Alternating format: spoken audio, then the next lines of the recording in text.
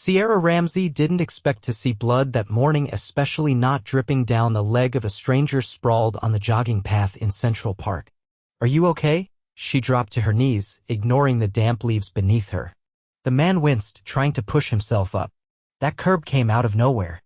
"You tripped over a curb?" she asked, pulling a small first aid kit from her tote bag. "More like collided with it," he muttered, his voice low and rough. "I was late for a meeting." "You're bleeding through your pants and you're worried about a meeting," she said, already tearing a disinfectant wipe open. "Hold still." He looked at her, surprised. "You carry this stuff with you?" "I'm a nurse," she replied, gently dabbing the cut. "Or was. Kind of between jobs right now." He hissed at the sting but didn't pull away. "You shouldn't do this without gloves." "I'm careful." "And you're lucky I'm here," she said as she peeled a large bandage from its wrapper. "This is going to hold until you get to a clinic." "I should probably thank you," he said, watching her hands work. "I'm Luca." "Sierra," she replied without looking up. "Try not to bleed on your shoes, Luca." He laughed, the sound deep and unexpectedly warm. "You're not like most people I meet. I bet most people don't crouch in dirt to clean your scrapes." "No, they usually ask for something first." She glanced up, meeting his eyes for the first time. Dark blue, intense. Like he was seeing more than he let on. He was tall, lean, dressed in expensive-looking joggers and a dark zip-up. Messy hair. Strong jaw. Definitely not your average New Yorker. "I'm not asking for anything," she said, standing up. "You're good now. Just keep pressure on it." He rose with more ease than she expected. "Can I repay you with coffee?" Sierra blinked. "You just wiped out in a park and you're asking me out?" "Not out. Just coffee." "Gratitude. I promise I'm not a creep." She hesitated, eyes narrowing.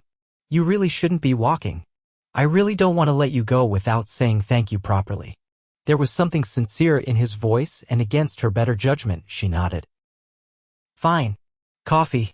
But if your leg splits open again, I'm not stitching it up." He grinned. "Fair deal." They found a cart nearby. He insisted on paying, even though she tried to argue. He handed her a cup and took a seat on a bench with a wince. "So, what do you do when you're not falling on sidewalks?" she asked. He paused. "Consulting. Business stuff." "That's vague." "I try to keep it boring." She tilted her head. "You're hiding something." He chuckled. "Maybe. But I'd rather hear about you. You said you were a nurse." Sierra nodded, sipping her coffee. "I left my job last month." "Hospital politics. I'm looking for something else." "Must be hard," he said. "Letting go of what you know." "Yeah. But I like helping people. I don't need a hospital to do that." He looked at her like she just said something profound. "You really mean that?" "I wouldn't be sitting here if I didn't." They talked for nearly an hour about nothing and everything. At some point, she forgot he was a stranger. He asked questions like he actually cared. He listened. And when he laughed, it was like the world around them softened. Eventually, she stood. "I should head back." "Wait," he said, reaching into his jacket. He pulled out a black card and handed it to her. "In case you ever need anything." She frowned. "What is this?" "My number's on the back."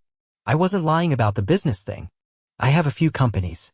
If you're looking for work, maybe I can help. I know people." She turned the card over.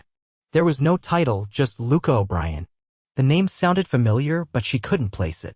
"I'm not a charity case," she said, though her voice was softer now. "I know," he said, standing carefully. "But I owe you. And I don't forget people who help me when they don't have to." She stared at him for a second longer, then slipped the card into her bag. "Thanks. For the coffee." "Thank you for the leg," he grinned. She walked away, heart weirdly fluttering. She didn't know what just happened, but it felt like something had shifted. The next few days were a blur of job searches and applications. Sierra tried not to think about the stranger with the cut leg and mysterious job, but she caught herself checking the card more than once. It wasn't until a week later, when her roommate shoved a tablet in front of her, that she really saw him again, this time in a photo on the front page of a financial news site. "That's him," Sierra gasped, pointing. Her roommate's eyes widened. "You know Luca O'Brien? I bandaged his leg in the park. He's a millionaire. He owns like 5 companies. He's on every under 35 list. How do you not know who he is?" Sierra stared at the screen. The same face. Same eyes. Same voice in her head. She had patched up a millionaire in Central Park. And he'd asked for her number. She pulled his card out of her bag and stared at it. Her fingers hovered over the back of the card, his number scribbled in clean handwriting. She didn't call. But she didn't throw it away either. The last thing Sierra expected to see when she walked into the reception hall of the Parkview Medical Foundation fundraiser was Luca O'Brien standing under a crystal chandelier, dressed in a tailored charcoal suit that made the air around him feel charged. "Please tell me I'm hallucinating," she muttered under her breath. "You're not," her best friend Ava whispered with a grin. "And he's looking right at you." "Holy Sierra, did you not tell me you patched up a literal mogul?" "I didn't know he was a mogul when I did it," she hissed, keeping her eyes locked on the floor as they moved past the check-in table. "I thought he was just some guy who tripped. And now he's some guy who could probably buy this entire building," Ava said, lifting a flute of champagne from a passing tray. "And he's walking this way." Sierra's stomach flipped as she caught a glimpse of him moving through the crowd, no limp, no bandage. Just confidence and elegance woven into every step he took. She turned to Ava. "You didn't tell me this was a donor event. You needed to network. He's a donor. I'm going to kill you. I'll die happy," Ava whispered, stepping away just as Luca stopped in front of her. "You clean up nice," he said, that voice now disturbingly familiar, smoother than she remembered. "I didn't know you'd be here," she said, her tone more defensive than she intended. "I could say the same," he replied, eyes sweeping the room before returning to her. "Thought you'd have called by now." His gaze wasn't flirtatious. It was assessing, curious. Like she was a puzzle he hadn't quite solved. "I don't usually call strange men who bleed in public," she said. "It's a personal rule." "Good rule," he said, slipping his hands into his pockets. "But I'm not a stranger anymore. You didn't mention you were." "This," she said, gesturing vaguely toward him. The chandeliers, the tuxedos, the silent auction of designer watches across the room. "I didn't think it mattered," he said, voice low. "At least not when I was bleeding." She folded her arms. "So what does matter to you?"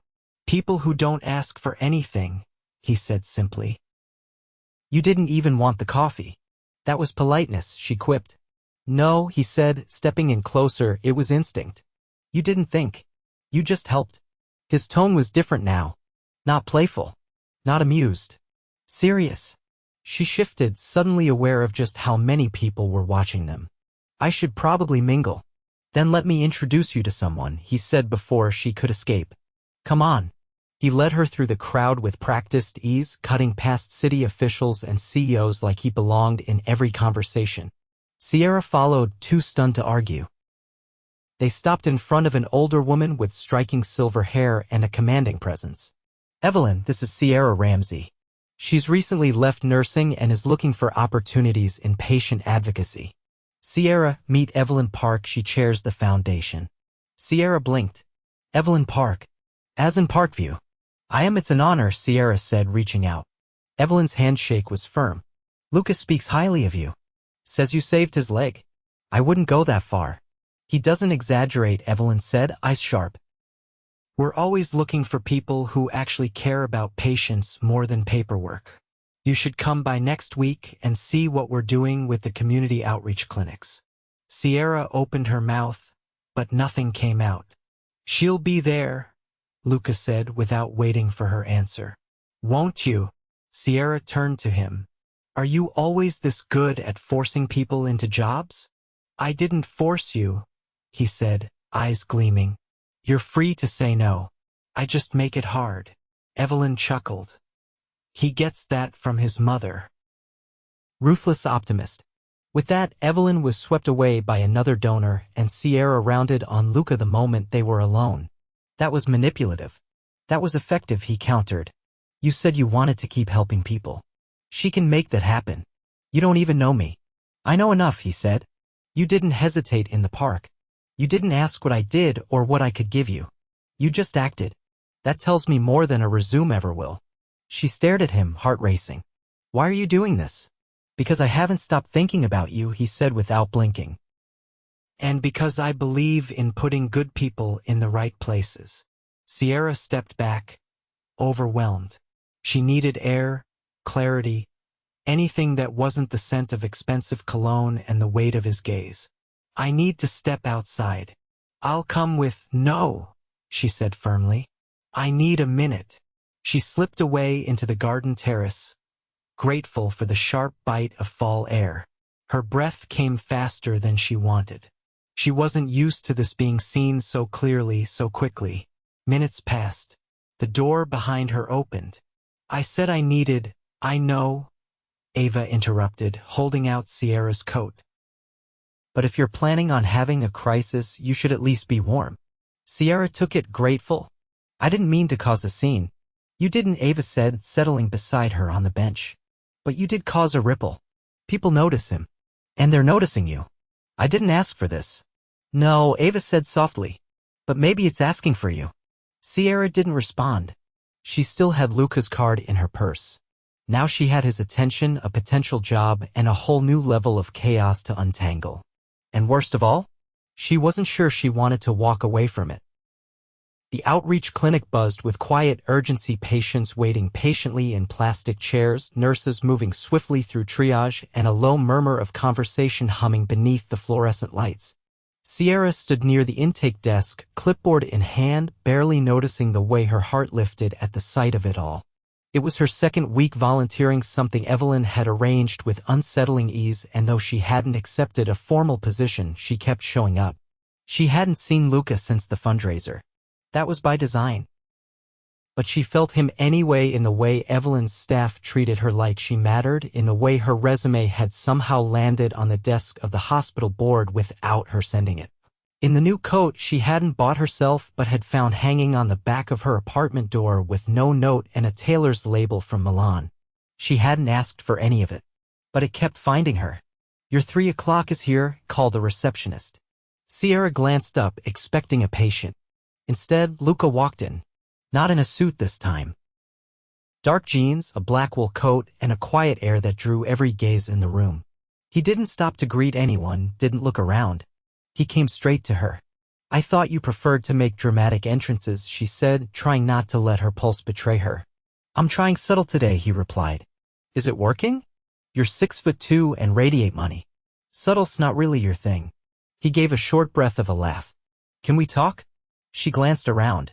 I'm working.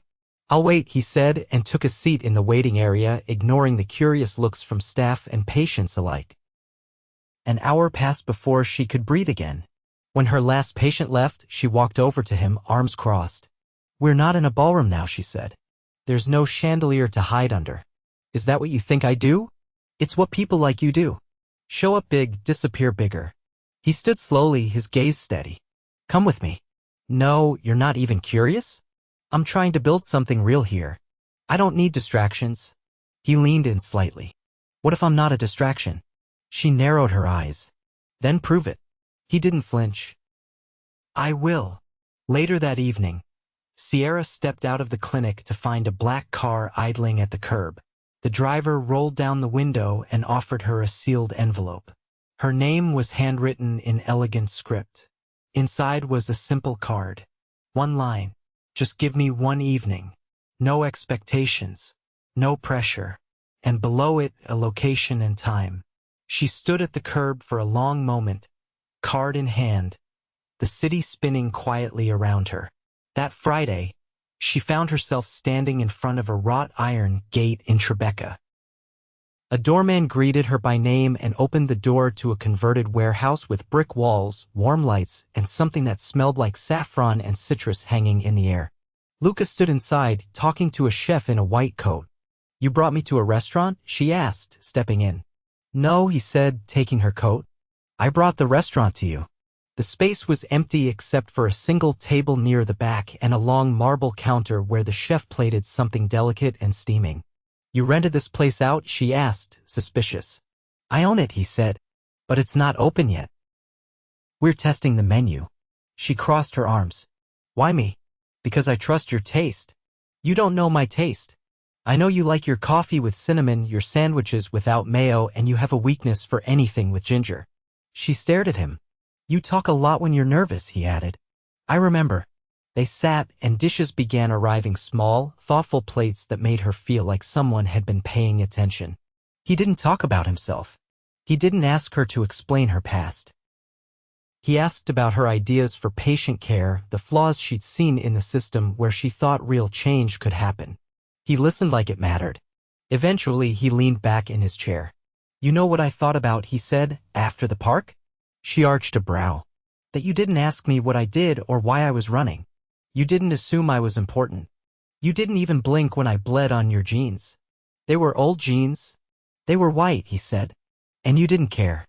She looked down at her water glass, the condensation dripping slowly. I've spent a long time around people who only see value in what I can give them. You didn't want anything. And that scared the hell out of me. She looked up. So what do you want? I don't want to own you, he said. I don't want to fix you or save you or turn you into something you're not. I just want to know what it's like to be around someone real. She stood, pushing back her chair. I'm not a prize, Luca. I know. I can't be part of your collection. I didn't invite you here to be part of anything, he said, rising too. I invited you here because I haven't stopped thinking about you since the park. And not because you helped me, but because you didn't flinch. She grabbed her coat from the chair. This is too much. He nodded, stepping aside. Then I'll stop. She paused. You'll stop. If this is too much for you, I'll walk away. But I won't pretend you weren't the first person in a long time who made me want to be better. Her fingers tightened on the coat, breath-catching. I don't trust people who say things like that, she said quietly. Then don't trust the words, he replied. Trust what I do next. She walked out into the night, coat wrapped tight, heart louder than the traffic. She didn't look back, but she didn't delete his number either. The morning sunlight streamed through the windows of the community clinic, catching on the dust motes in the air as Sierra poured herself a cup of coffee from the machine that always sputtered twice before cooperating. She hadn't heard from Luca in over a week, not since the night he said he'd stop if she asked him to. And he had. No calls. No surprise drop-ins. No over-the-top gestures. Just silence. She should have been relieved. She'd told him she needed space, and he'd respected that. But the quiet gnawed her. Morning, Evelyn said, stepping into the break room, her coat still on. You're early. I couldn't sleep, Sierra muttered, sipping her coffee. Evelyn studied her for a beat. You've been doing good work here. The patients ask for you by name. Feels good to be useful again. You're more than useful. You belong here. If you want the position, it's yours. Sierra blinked. You're offering me the outreach coordinator role? It's not glamorous, but it matters. And you're clearly the right person for it. Sierra hesitated. She thought about the nights she'd stayed late to organize supplies. The way the kids from the aftercare program hugged her goodbye. The moment last week when a single mother cried in her arms because someone finally listened to her. I want it, she said finally. I want to stay. Good, Evelyn said. And for what it's worth.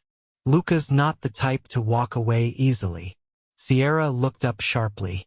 You spoke to him? He called yesterday. Asked if I thought you were happy.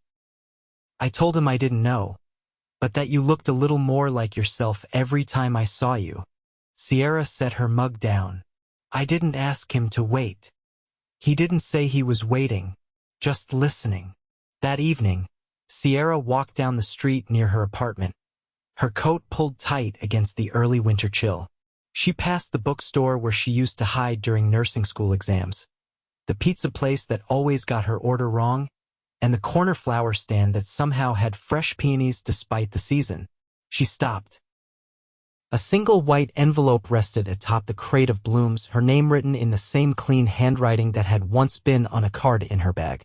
She turned to the vendor, who gave her a wide smile. Guy said you'd know what it meant. She opened the envelope. One sentence, neat and precise. One more chance. No expectations. Just you and me where it all began. Below it, Central Park. Tomorrow. Noon. Sierra folded the note carefully and tucked it into her coat pocket. The next day, she arrived at the park just before noon, her boots crunching over the frozen path. The cold bit at her cheeks, but her hands stayed warm in her pockets. The air was bright and dry, and the trees stood bare with dignity. When she reached the clearing where they'd first met, he was already there. No suit, no crowd. Just a man in a navy wool coat, standing beside the same bench, a coffee cup in each hand. "I wasn't sure you'd come," he said. "I almost didn't." He held out one of the cups. "Still cinnamon?" She took it. "You remembered." "I remember everything about you," he said. "But I won't bring up the past if you don't want me to. I don't want another performance, Luca. I don't want to be swept into something I didn't ask for again." "You won't be," he said. "No penthouses. No chefs. Just me. I've spent the last week figuring out who I am when no one's watching. It wasn't fun." She sat on the bench. "And what did you find?" "That I built a castle and forgot to put anything inside it. No one to share it with who saw me, not what I owned." She looked down at her coffee. "I don't need you to give me anything." "I know," he said, sitting beside her. "But I want to give you everything anyway. Not because you need it, but because I need to." She turned to him. "You said you'd stop." "I did. And I would have respected it forever. But you came today. So maybe you didn't want me to." She didn't answer. Instead, she reached into her coat pocket and pulled out the folded card she'd carried since the first time they met. His card. The one he gave her in the park. "I kept it," she said. "Even when I was angry. Even when I told myself I was done." He looked at it, then at her. "Why?" "Because part of me wanted to believe you were real." "I am," he said. "And I'm not going anywhere unless you tell me to." She stared at him, really stared. And something inside her softened. The part she'd kept locked up. The part that had been so afraid to believe anyone could want her for her heart. Not her silence. Not her usefulness. Just her. "You're not the man I thought you were," she said. "I hope not. I don't want grand gestures." "Then let me be small," he said. "Let me be the guy who brings you coffee in the mornings. Who waits outside the clinic with takeout. Who learns your bad days and stands beside you quietly through them." She leaned into him slightly, the warmth between them spreading. "I got offered the coordinator job," she said. His eyes lit up. "You took it." "I did." "Then we both found where we're supposed to be," he said, brushing a bit of windblown hair from her cheek.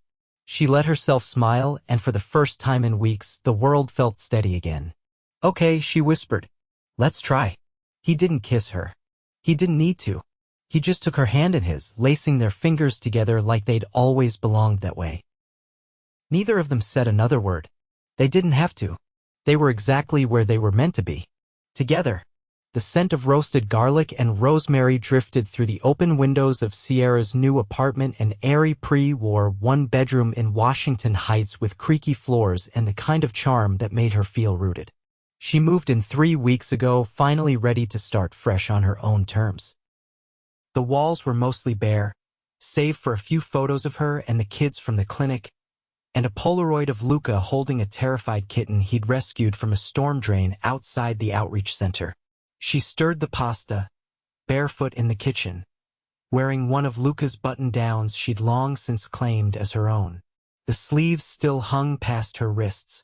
"You're burning the garlic," Luca called from the living room, where he sat cross-legged on the rug, assembling a coffee table with an intensity usually reserved for boardroom takeovers. "No, I'm not," she replied. "I'm letting it caramelize. You say that every time it starts smoking, you're stalling. You've been on that table for 40 minutes. Instructions were in German, and I don't speak Allen wrench." She set the spoon down and walked over, crouching beside him. "Let me help." He looked up, a smear of sawdust on his cheek and a crooked grin on his face. "You know, I used to think I was good at fixing things." "You are. Sometimes." He handed her a screw. "Other times I just throw money at it until it disappears."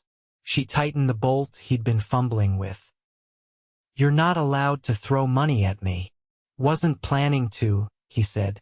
I like earning you. She paused. Do you feel like you have? I feel like I'm still trying, but I'm not tired of it. That's how I know it's real.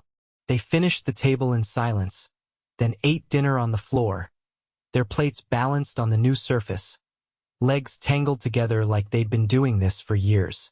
After dinner, Sierra curled up beside him, her head on his shoulder. Evelyn offered me a permanent position, she said softly. Director of Community Health Initiatives. He turned to her. That's huge. It is. But it's a lot. I'd oversee 6 clinics. I'd have to travel between boroughs, manage funding proposals, hire staff. You're doing it, he said, not a question. I can hear it in your voice.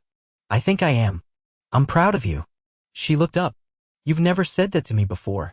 I think I was waiting until I knew you believed it. She leaned in, pressing her lips to his. It wasn't rushed or eager. It was soft. Certain. The kind of kiss that says I'm right where I'm supposed to be. Later, as the city blinked to life around them, Luca turned toward her in bed, one hand trailing slow patterns along her spine. My lease ends next month, he said. Are you hinting at something? I was thinking, he said. We could try waking up next to each other on purpose. You already keep leaving your suits in my closet. They look better next to your scrubs anyway. She hesitated. I've never lived with anyone. I have, he said. Didn't work. Wrong person. And now, he kissed her temple. Now I know what right feels like. They moved in together quietly. No fanfare. No press. Just 2 people learning how to share a space, a life, and a grocery list. Luca adjusted surprisingly well to her world. He picked up her dry cleaning without being asked, stocked the fridge with her favorite oat milk, and started hosting Sunday dinners for the clinic staff in their new place. He even learned to fold laundry without turning everything pink. Sierra, in turn, found herself slipping into his life with unexpected ease. She accompanied him to board dinners, sometimes in second-hand dresses and sometimes in designer ones he swore he didn't pick out just to see her in. She challenged him in meetings when he invited her to sit in on panels about healthcare investment, and he never once patronized her for it. They didn't change each other. They expanded each other. 1 year later, on a crisp October afternoon, Luca brought her back to the park. The bench was still there. So was the curb. You're not going to trip again, are you? She teased. I'm hoping to fall in a different way this time, he said, reaching into his coat. She froze. He pulled out a small velvet box and opened it. Inside was a ring, simple, elegant, with a single emerald set in a gold band. The first time you saw me, I was bleeding and lost, he said. And you stayed. You've stayed every day since.